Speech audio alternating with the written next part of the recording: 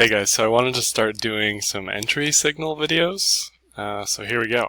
And again, disclaimer, everything's based on probability. This is not financial advice. Don't sue me. Okay. So when I start to sit down for a trading session, I always start with the highest time frame. In this case, I'm starting with a weekly. And again, like I've discussed on Twitter in another video, this is the most bullish picture overall the cloud can be. We have a bullish Kumo twist. We're above the cloud. We had a Kumo breakout. The lagging span is above the cloud. Now the reason this isn't drawing all the way is because there's not enough data. If you use a singled cloud, I use the doubled cloud. If you use the singled cloud, you'll see that there's enough data to fill this in, but it's kind of not a big deal at this point because we have enough data by now. So this is the weekly. This tells me I should be looking for longs more than I should be looking for shorts. Shorts are less likely to be profitable. Okay. The other thing I'm noticing here is this RSI trend since January 2015, which is quite a long time. I like that we are resetting to that support level. A clean break of this would suggest lower lows or, sideways in here. But that isn't exactly actionable because it's a weekly candle, so you wouldn't, that's sort of a lagging signal. You'd know that we were retracing down to 350 or something ahead of time before this RSI would drop down probably. Something else that's not bullish is this Stoke cross. I'm not a Stoke expert, but this tells me that Stoke is trying to cross bearish at the top, which isn't a great signal. Now this could always just go sideways as it surges up. So again, take that for what you will. This probably needs another candle close to confirm the cross. Someone who knows more about Stoke can let me know about that. Another thing I'm noticing, sometimes I use fractals, and what you can do is you can use this, copy this here, and you can drag those candles. Let's say we flip it. I always do that wrong. If we mirror it, and we could be looking at, like a giant bull flag. I don't know, just an idea. This wick is a nice rejection wick, just like this wick was a nice rejection wick. What is crucial now, though, is that we are above the cloud. If we get a close above the cloud on the weekly, that says that this whole area is likely to be support. The reason that's even more significant is because this horizontal is basically the 50% fib of this entire all-time high to this low here. So I'm actually going to mark that on the chart, and I'm going to change it green because I think it's support. Then if we move down to the daily, we can see that we had a pseudo Kijun bounce, which I talked about in another video. We had the dragonfly candle, which is a nice rejection candle with a long rejection wick. We have a Stoke cross trying to happen on the daily for the bullish side here. I'm going to delete this. And there's no div if we're looking at. This is just normal. We have a higher price and higher RSI, so there's no div there. So that looks good. On the daily, again, it's above the cloud, above the Kijun. I'm looking for longs more than I'm looking for shorts. And I don't talk about this often, but lagging span is clearly above everything, which is where you want it to be if you're bullish. Let's move down to the 4-hour. And let me delete these real quick. We have MACD trying to turn. We have Stoke high, but sort of flat. So we can see that we had consolidation, a big drop, a big rise. Now we're having consolidation again. That makes sense. This is the same area. We had some sort of consolidation here. So this, if I had VWAP, you could see that there's probably a lot of volume in this area. What I'm expecting is a head and shoulders, an inverted head and shoulders, and I'll better show you that on the hourly. You had a double bottom here on the RSI. So again, all the oscillators to me look like they're pointing up on the 4-hour, which is great. Again, I'm looking for longs. Now this is below the cloud, it's in the cloud. If you watch the Kumo entry video, I talk about entries cloud edge to cloud edge. I'd be cautious with that here just because we've had so much consolidation already in this zone. So I'm expecting there were about 6 candles here.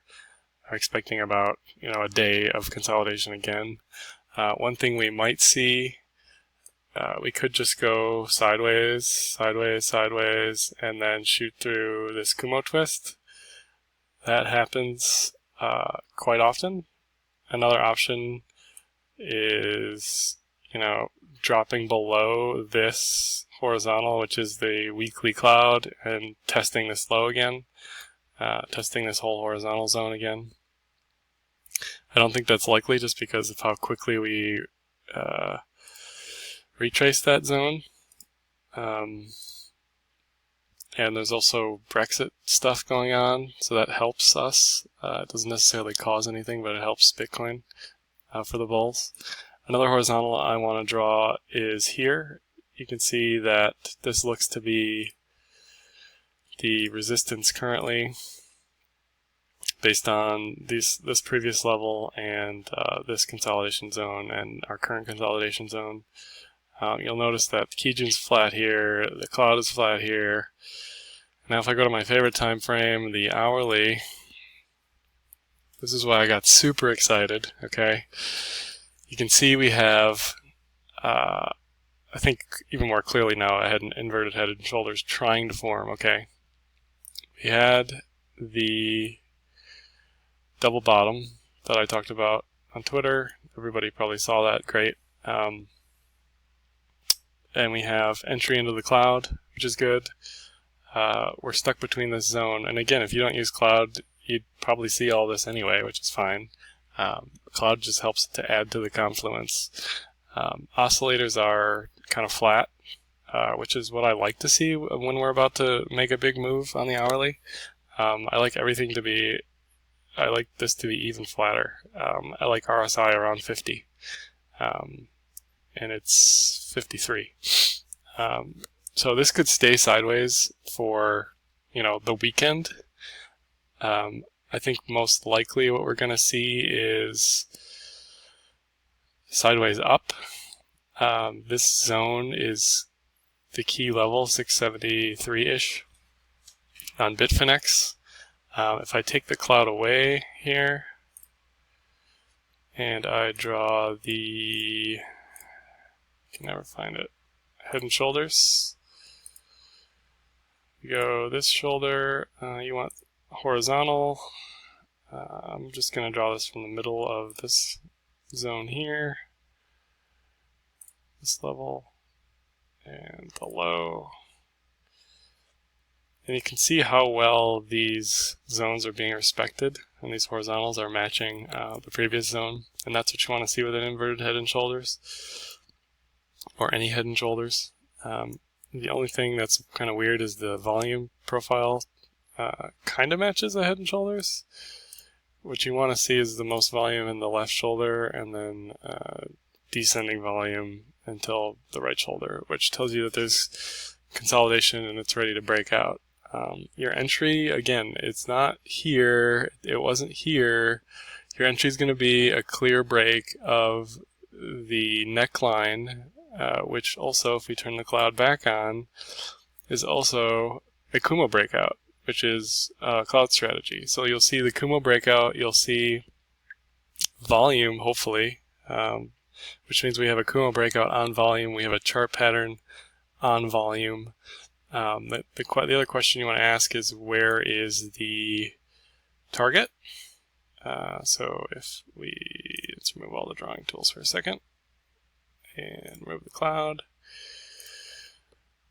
Your target for a head and shoulders is always going to be the measurement from the neckline to the top of the head in the opposite direction.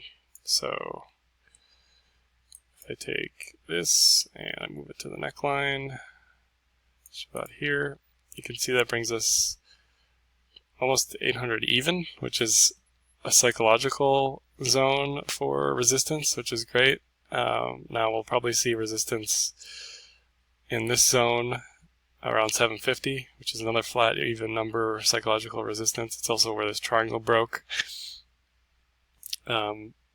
So that's a good target for, let's see, it probably broke right here. 762, okay?